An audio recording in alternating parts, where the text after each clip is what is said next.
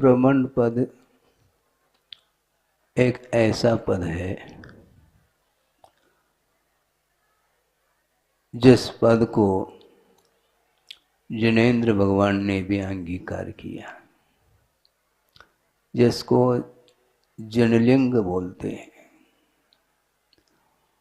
जनलिंग धारण करने के उपरांत अर्थात श्रवण पद को अंगीकार करने के उपरांत भी उसके ऊपर अनुशासन की आवश्यकता पड़ती है। कभी कभी मन में यह विकल्प ही आता रहा कई बार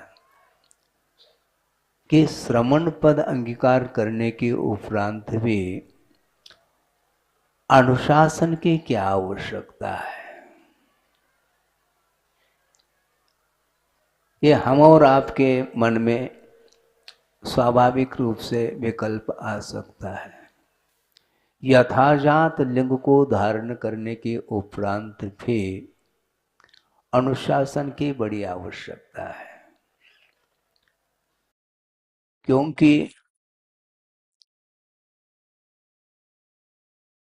उसके अंदर अभी प्रौढ़ता नहीं है, और प्रौढ़ता जब तक नहीं आती है तब तक उसको संभालने की आवश्यकता पड़ती है, और संभालने के लिए अनुशासन बहुत आवश्यक है।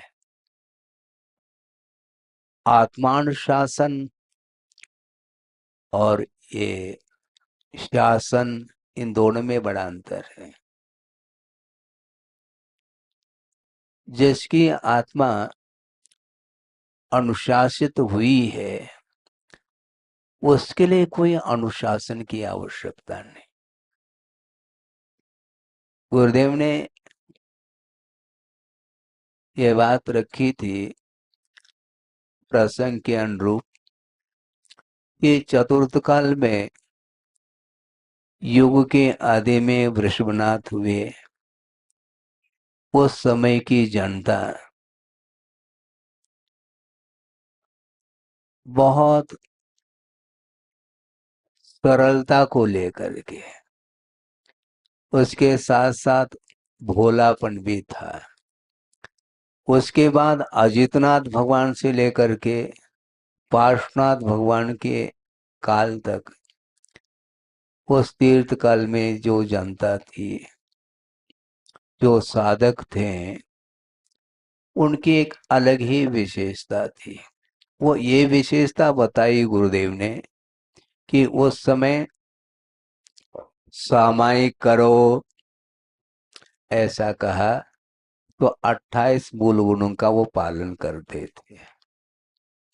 हाँ, अलग अलग मूल गुणों के व्याख्यान करना इत्यादि करने की कोई आवश्यकता नहीं।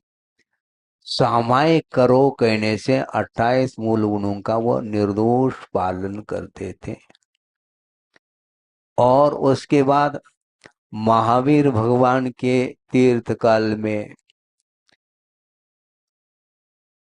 हम और आप रहे, और उन्होंने ये कहा कि बुद्धि की सरलता भी नहीं और बुद्धि की पटुता भी नहीं, किंतु वक्र बुद्धि वाले हैं। ये टाइटल मिला है हम और आप लोगों के लिए। इसलिए ही विशेष अनुशासन की आवश्यकता है। श्रवण पद अंगीकार करने के उपरांत भी पूर्व के जो मोहजन्य संस्कार होते हैं, वो अनादिकालीन संस्कार ऐसे काम करते रहते हैं कि बड़े बड़े साधक भी अपने साधना से च्युत हो सकते हैं। इसलिए अंकुश की बड़ी आवश्यकता है। हाथी होता है और उसको चलाने वाला कौन होता है? हाँ, माहौत होता है। अंकुश हाथ में ले रखा है उसने, और इधर उधर यदि हो जाए तो तत्काल उसके लिए उसका प्रयोग करता है। तो इसलिए मन जो है ना बहुत चंचल है, और मन में जो उत्पन्न होता है जिसका नाम मनोज बोला है। मनोज का अर्थ होता है वासना, काम जिसको बोलते हैं, मनोज भी बोलते हैं। और एक और शब्द आता है मनोभव, मन में जो उत्पन्न होता है उसका नाम भी काम ही है। इसलिए शिवचंद्र आचार्य हुए हैं जिन्होंने ध्यान पर ग्रंथ की रचना की है, ज्ञानार्णव ग्रंथ। उसमें वो ये लिख रहे हैं कि मनोभव महादंती, ऐसा प्रयोग कर रहे हैं। उन्मूल यत्यविश्रांतम, उन्मूल यत्यविश्रांतम पूजम श्री धर्म पादपम मनोभव महादंती मनुष्याणाम निरंकुशः। यह मनुष्य का जो मन है वह क्या है, कैसा है वो, मनोभव महादंती। मनोभव का अर्थ काम होता है, काम रूपी दंती अर्थात हाथी वह निरंकुश है, इसलिए वह निरंतर पूजनी धर्म रूपी वृक्ष को उखाड़ रहा है। उन्मूल यति अविश्रांतम पूजम श्री धर्म पादपम, निरंतर पूजने योग्य आराधना करने योग्य जो धर्म रूपी वृक्ष है उसको उखाड़ रहा है। कौन उखाड़ता है वो, मनोभव महादंती, मन रूपी वह काम रूपी हाथी वह उखाड़ रहा है। इसलिए उसके लिए अंकुश की बड़ी आवश्यकता है। गुरुदेव बार बार कहते हैं श्रमण तो बने हो, किंतु ब्राह्मण्य पद की ओर ध्यान रखना चाहिए। श्रमण पद अंगीकार करना अलग वस्तु, और श्रवण के योग्य कार्य करना ही सामान्य माना जाता है। ये बार बार प्रसंग आता है इसलिए उसको रिपीट करता रहता हूं, क्योंकि मैं भी श्रमण हूं। ऐसा नहीं कि और ही श्रमण है, सबके लिए ये है अनुशासन है। जो अनुशासन प्रिय होता है उसकी प्रशंसा गणधर परमेष्टि भी करते हैं, क्योंकि उसके बिना, अनुशासित हुए बिना आत्म तत्व का सही सही परिज्ञान, स्वरूप का ज्ञान नहीं हो सकता। बार बार ये मन का स्वभाव है, उसको नियंत्रित करने के लिए बार बार पुरुषार्थ करने के उपरांत भी पुनः वह उसी ओर जाता है जहां नहीं जाना चाहिए। हाँ, जहां नहीं जाना चाहिए वहां जाता है, और जहां जाना चाहिए वहां पर नहीं जाता। ये उसका स्वभाव है, उसकी वह प्रकृति है। इसलिए उसको हमेशा सच्चे देव गुरु शास्त्र का आलम्बन लेकर के मन को केंद्रित किया जाता है, तब कहीं जाकर के वह काबू में आ जाता है। बार बार उसको, उसके लिए हम बार बार ये विचार मन में आता है, और प्रसंग के अनुरूप में हमने भी यही बताने का प्रयास किया है कि कभी भी मन को संतुष्ट नहीं रखना चाहिए। मन को हमेशा असंतुष्ट रखो। महाराज ये क्या बात हो गई, आपने कुछ बात समझ में नहीं आ रही, आएगी आप, क्योंकि मन जो संतुष्ट होता है, मन को संतुष्ट नहीं रखना चाहिए। और मन संतुष्ट किससे होता है? हमेशा मन विषयों से संतुष्ट होता है। इसलिए पंचेंद्रिय के विषयों से उस मन को कोसों दूर रखना चाहिए। उसके बिना हम चारित्र का पालन नहीं कर पाएंगे। लिया हुआ जो चारित्र है उसको सुचारू रूप से पालन करने के लिए, निर्दोष रत्नत्र की आराधना करने के लिए ही मन को हमेशा बांध करके रखना चाहिए। वह किसी से बंधता नहीं, वह बांधता है, किंतु उससे हमें बंधना नहीं। मन के अनुरूप ही संसारी प्राणी ने अतीत अनंत काल में कार्य किया है, अपने रुचि के अनुरूप कार्य किया है। इसलिए संसार का विच्छेद नहीं हुआ है। इसलिए श्रवण पद अंगीकार करने के उपरांत भी मन को संयत बनाने के लिए आचार्य की आवश्यकता पड़ती है। हाँ, आचार्य स्वयं चलते हैं और दूसरे को भी चलाने के लिए वह तत्पर होते हैं। चलाना खेल नहीं है बंधु। चलना फिर भी आसान है, किंतु चलाना कठिन इसलिए है क्योंकि दूसरे के मन को संयत बनाना है।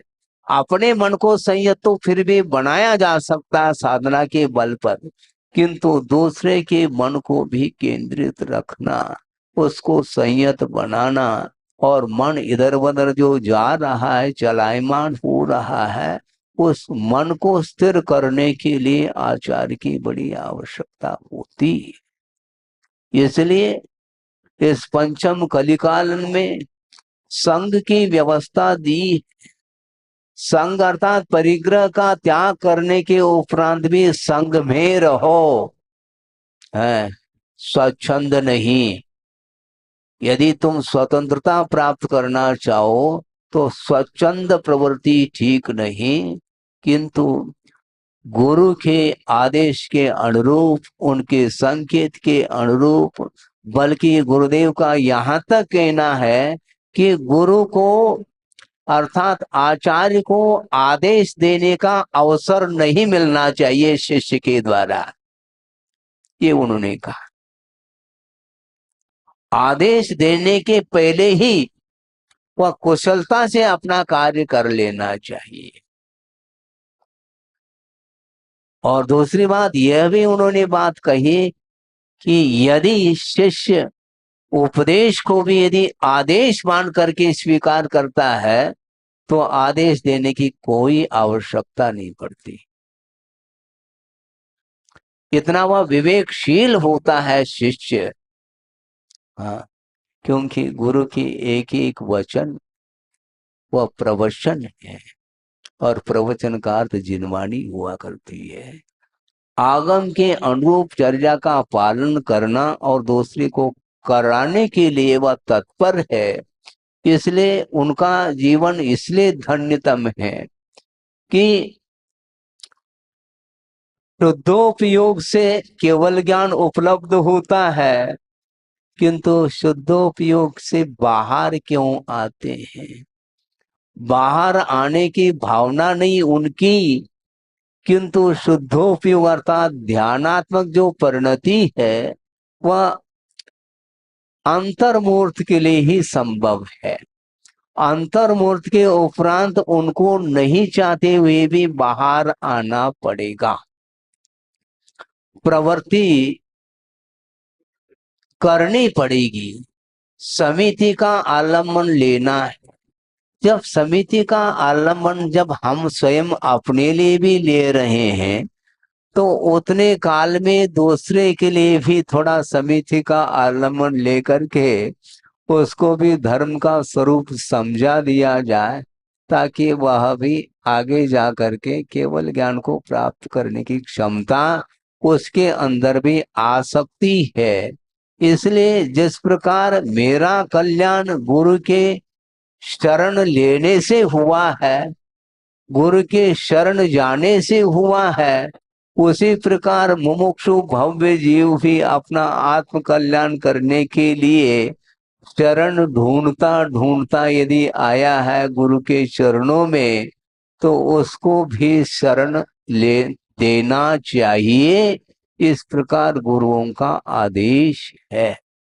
हाँ, बल्कि यहाँ तक उनका कहना है, मुझे भले ही बाद में मोक्ष मिल जाए, हमें कोई गम नहीं, किंतु हमसे पहले तो सबको मिल जाए।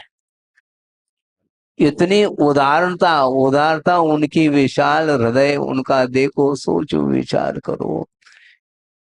इसको बोलते हैं गुरु का स्वरूप है। वो नहीं चाहते हैं, क्योंकि वस्तुतः मोक्ष पद प्राप्त करना है वह दुर्लभ है, और उसको प्राप्त करने के लिए ये बीच में एक पद आया है, संभालने की अपेक्षा से आया है। किंतु ये भी उतना ही सत्य है कि जो संभलना चाहता है उसको संभाला जाता है, ये भी उतना ही सत्य है। क्योंकि किसी को आग्रह नहीं किया जा सकता। भगवान ने ये नहीं कहा कि मुझे भगवान कहो, उसी प्रकार गुरु ने ये नहीं कहा कि तुम मुझे आचार्य के रूप में स्वीकार करो। स्वीकार करना है ये आपका विषय है। भगवान के कहने से हम भगवान कहें, ये ठीक नहीं माना जाता। हमारी पूजा से वो पूज्य बने हैं ऐसा नहीं है, वे अपने साधना के माध्यम से पूज्यता को प्राप्त कर लिया है। तो उसी प्रकार हमें साधना करने के लिए अवसर मिला है, और यह भी बड़ा तीव्र साधे पुण्य का उदय मानता हूँ कि इस प्रकार के गुरुओं का समागम भी हम लोगों को मिला है। गुरुओं का समागम यदि नहीं मिलता तो दिशा बोध कहाँ से मिल पाता। दिशा भी है, बोध भी है, लेकिन दिशाएं अभी तक मिली नहीं, बल्कि विपरीत दिशा की ओर ही कदम बढ़ाया है संसारी प्राणी ने। क्यों? विपरीत उन्मार्ग पर कदम इसलिए बढ़े क्योंकि बोध का अभाव था, और बोध देने वाले गुरु मिल गए। अब सन्मार्ग पर पैर रखने के लिए रास्ता प्रशस्त उन्होंने किया है। मुझे अब रास्ता प्रशस्त करना नहीं, प्रशस्त मार्ग पर हमें आस्था और समर्पण भाव के साथ निरंतर चलने की आवश्यकता है। क्योंकि पंचम काल के अंत तक यह मोक्ष मार्ग निरंतर यह चलेगा। हाँ, और चलने वाले भी चलते चले गए, और चलने के लिए भी उन्होंने संकेत दिए हैं।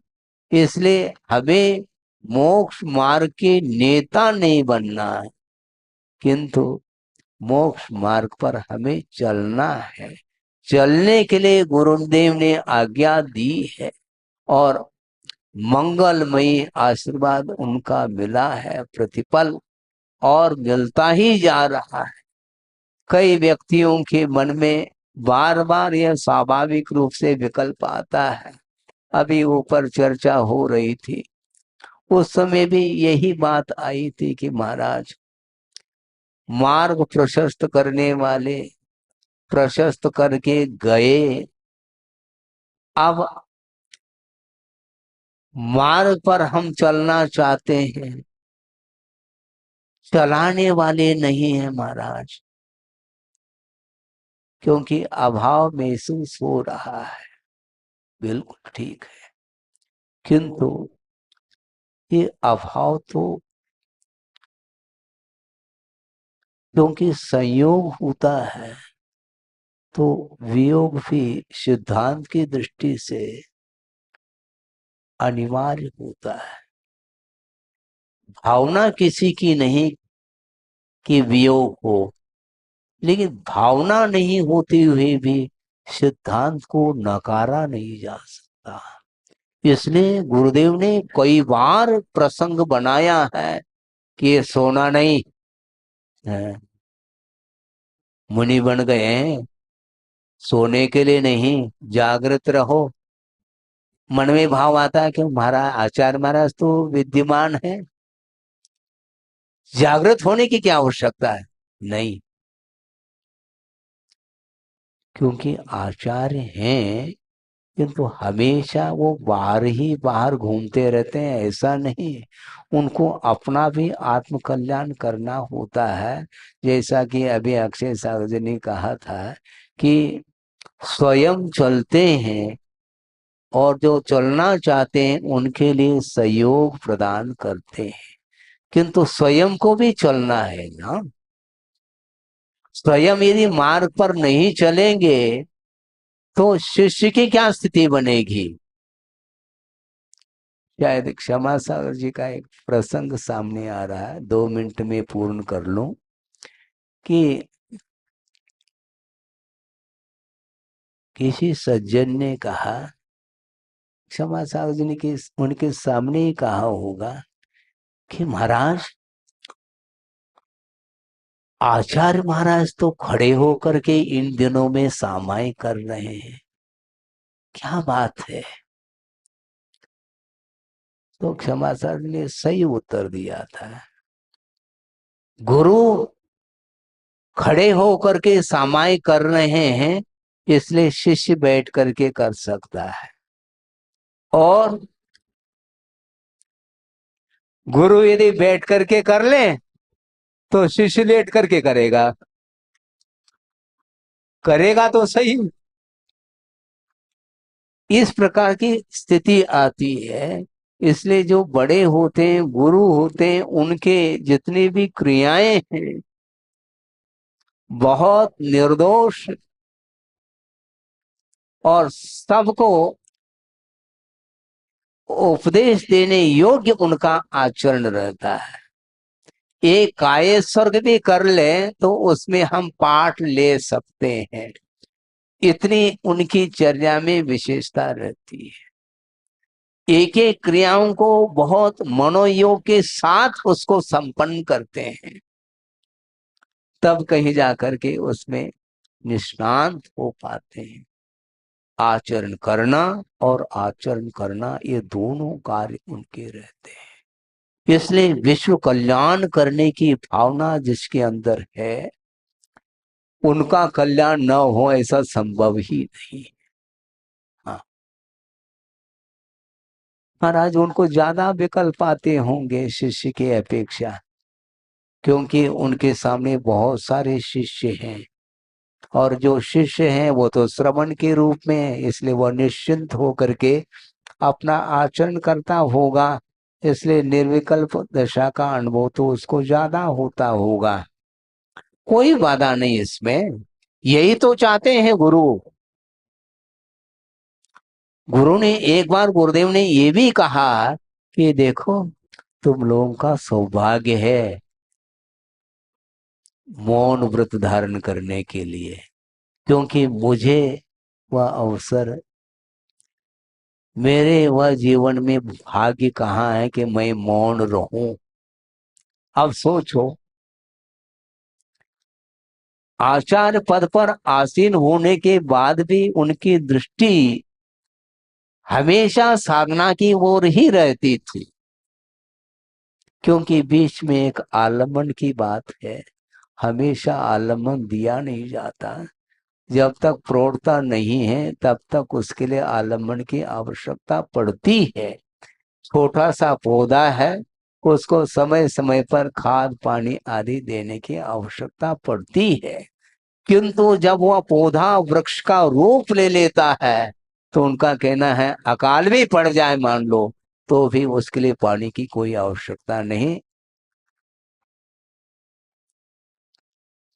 उसकी जड़ें इतनी मजबूत है, गहराई तक पहुंच गई है, वहां से वह जल को ग्रहण कर लेता है। इसलिए नव दीक्षित जब गुरु के चरणों में जाता है तो वो भी उनके साथ खेलते हैं। नवोश्री दीक्षित के सामने गंभीर मुद्रा नहीं, क्योंकि अभी वो पौधा है, अभी वो पौधा है, उसको बड़ा बनाना है। हालांकि श्रमण है, श्रमण पद से और कोई बड़ा पद नहीं हो सकता, लेकिन अभी भी उसमें कोमलता है। इसलिए संस्कार मोहजन्य संस्कार होने के कारण उसको संभालने की आवश्यकता है। और संभालते संभालते संभालते जिस समय उसके अंदर प्रौढ़ता आती है, फिर वो अपने आप में लीन हो जाते हैं, गुरु अब मेरी आवश्यकता नहीं। तो इसीलिए इस पद को उन्होंने जो अंगीकार किया था वो मन से नहीं किया था, करना पड़ा था। और इसलिए उन्होंने आज्ञा को शिरोधार्य किया, क्योंकि मेरा कल्याण भी गुरु के चरणों में ही हुआ है। इसी प्रकार दूसरा कोई भी आएगा तो उसके लिए कल्याण करना हमारा भी एक दायित्व तो बनता है, कर्तव्य बनता है। इसलिए कर्तव्य से विमुख हमें नहीं होना। निरंतर कर्तव्य परायण रहने वाला जो साधक होता है, उसका निश्चित रूप से कल्याण बहुत अत्यल्प काल में होगा, इसमें कोई शक नहीं है। इसलिए गुरुदेव ने इतनी दीर्घ काल तक 50-52 साल तक उन्होंने इसका निर्वाह किया है। और उन्होंने विश्व को जो प्रकाश दिया है, और उस प्रकाश में हम और आप चल रहे हैं। हमें अब प्रकाश की आवश्यकता नहीं है, क्योंकि चारों ओर प्रकाश ही प्रकाश फैला हुआ है। चलने की आवश्यकता है, और चलने के लिए उन्होंने चरण दिए हैं, चारित्र उन्होंने दिया है। और आस्था भी उनके माध्यम से ही जागृत हुई है, और विवेक भी उनके माध्यम से ही आया है। इसलिए ज्यादा समय नहीं है, क्योंकि गुणानुवाद करने के लिए बैठ जाए तो समय बहुत लग जाता है। जीवन भर भी हम गुरु की गरिमा गा नहीं पाएंगे।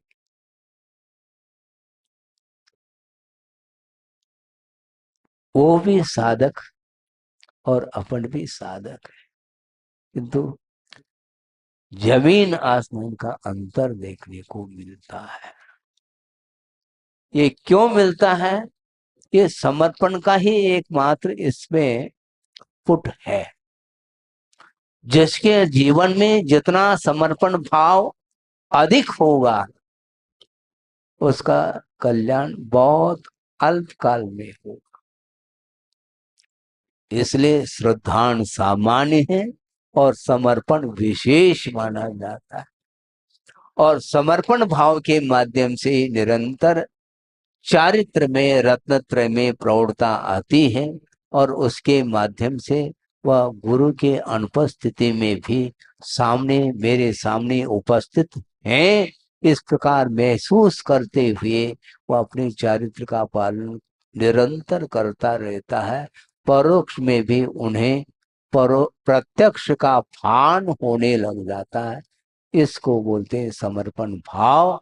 इसलिए सच्चे देवगुरु शास्त्र के प्रति समर्पण भाव रखते हुए हम अपने जीवन को उन्नति की ओर ले जाना चाहते हैं, तो बहुत ही जल्दी हमारा वह आत्मा का कल्याण होगा, उन्नति होगी, उत्थान होगा, और अनंत काल के लिए जो हमारा लक्ष्य था उसकी पूर्ति होगी।